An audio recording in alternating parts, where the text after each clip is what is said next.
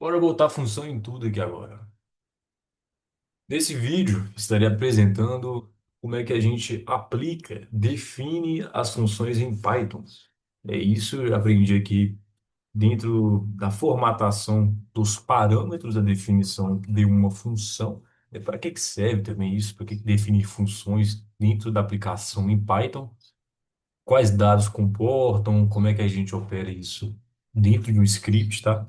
E eu vou mostrar para vocês o que que eu pensei aqui dentro dessa loja, de como é que a gente entra, como é que a gente define, o que que é essa definição, como é que a gente aplica uma indentação dentro de um script para que nós possamos vislumbrar, né, certificar essas aplicações, tá? Retornando, né? Esse aqui é um estudo que eu estou fazendo, basicamente. Não sou programador, não sou um especialista, mas isso aqui dentro de aulas e projetos que a gente vai tentando executar, nós vamos aprendendo essas aplicações. Sem mais conversa fiada, vamos para o script. Vamos lá. Então, pessoal, é o seguinte,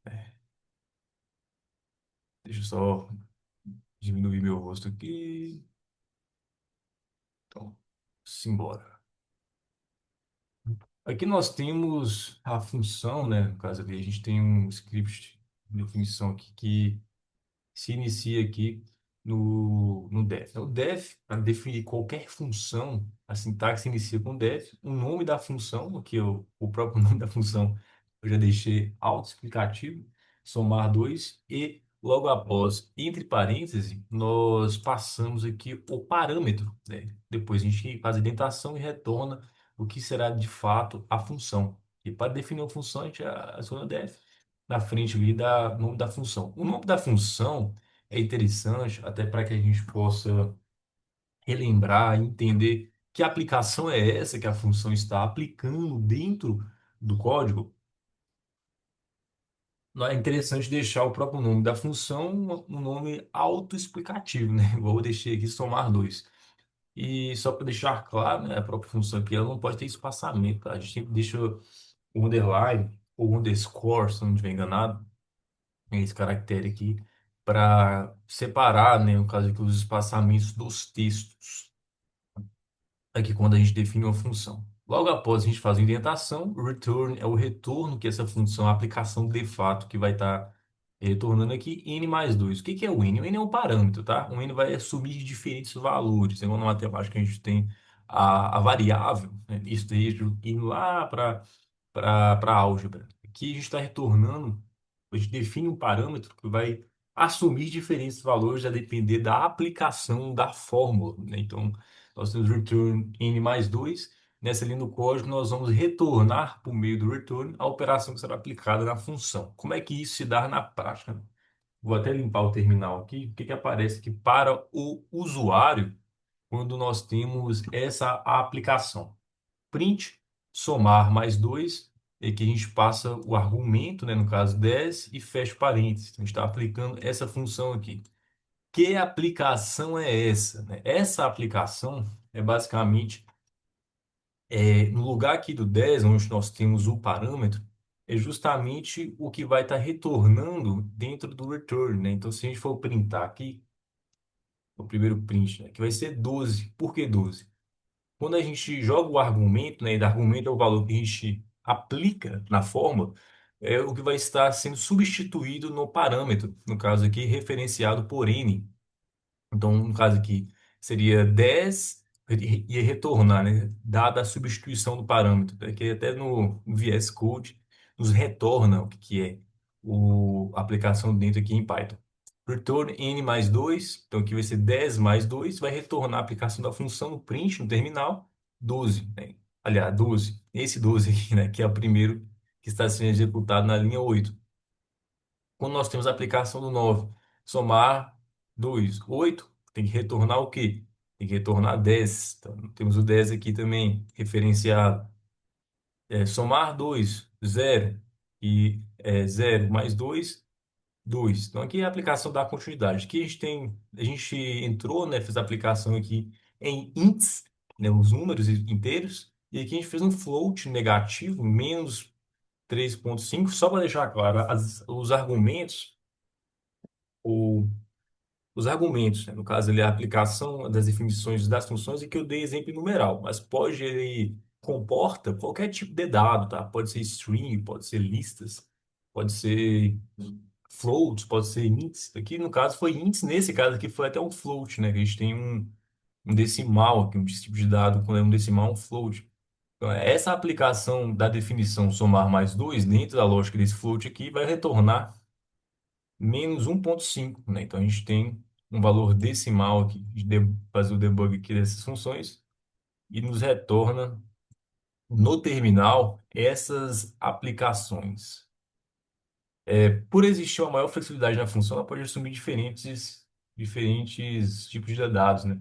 Então, o que que aí acontece? É justamente como eu acabei de falar, né? Como comporta strings também, então não só floats, listas, como eu acabei de comentar, mas também strings, nós vamos concatenar, aqui nessa lógica aqui, a gente está usando o parâmetro,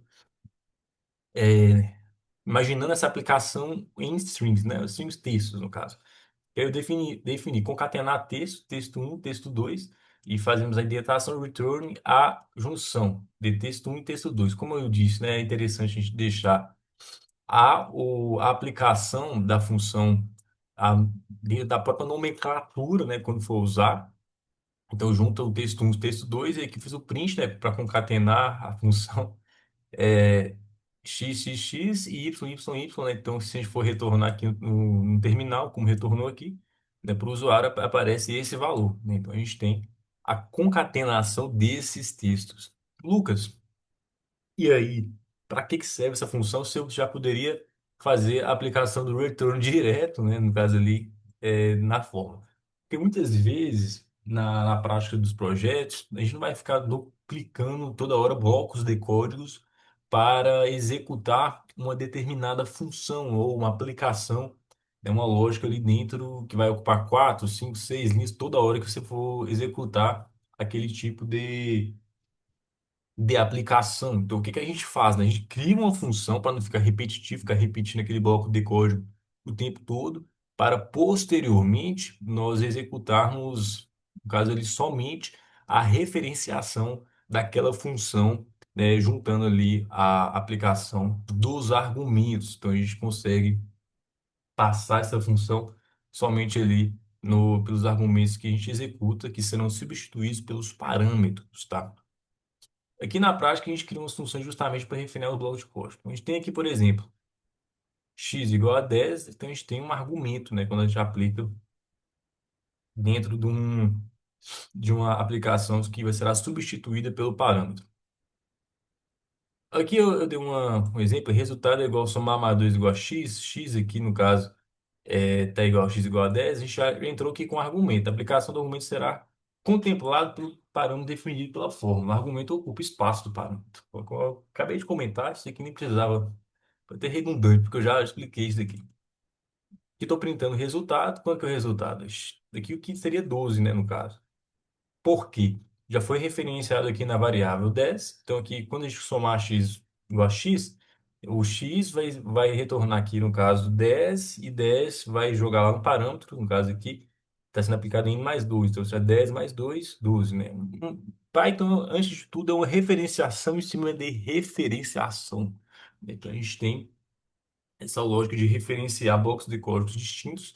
É isso daí, quando for entrar então em importação, que é um dos futuros vídeos que eu vou gravar aqui, aí que o bicho pega fogo, porque ele vai pegar de outros arquivos, né? Aí sim, já entrando mais em programas melhor estruturados, né? Que comportam a distintos arquivos até de linguagens distintas, né? Mas aqui a gente está falando de Python, porque a gente importa funções de outros arquivos também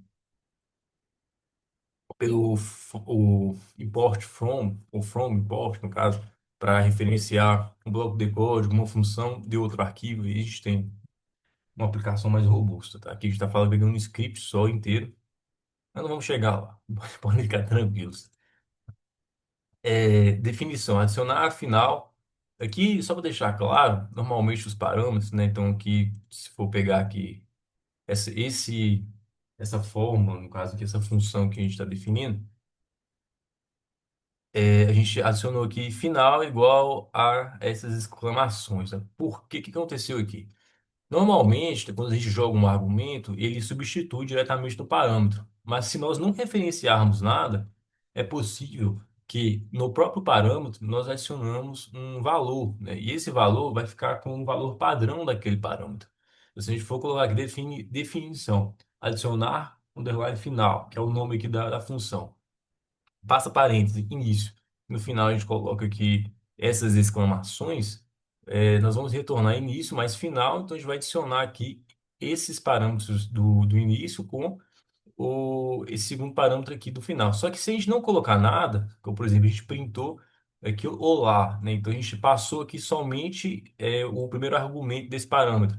O segundo, ele vai automaticamente adicionar, né, esse valor padrão do parâmetro. Porque já que você não referenciou nada, automaticamente a gente passa o valor padrão. E aí sim a gente retorna no código, né? No caso aqui no terminal o valor padrão, né? Se a gente for, vai retornar aqui, a gente está colocando essa concatenação, né? Obviamente, a aplicação aqui de strings também, entre textos.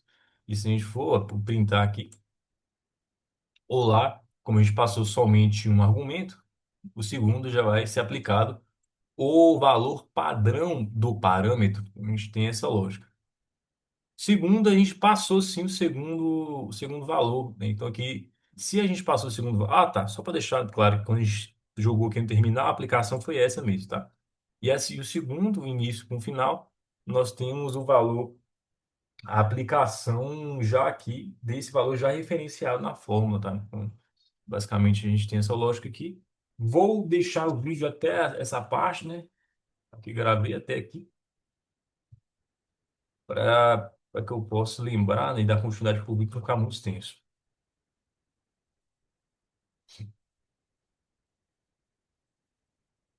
Valeu, pessoal. Até a próxima.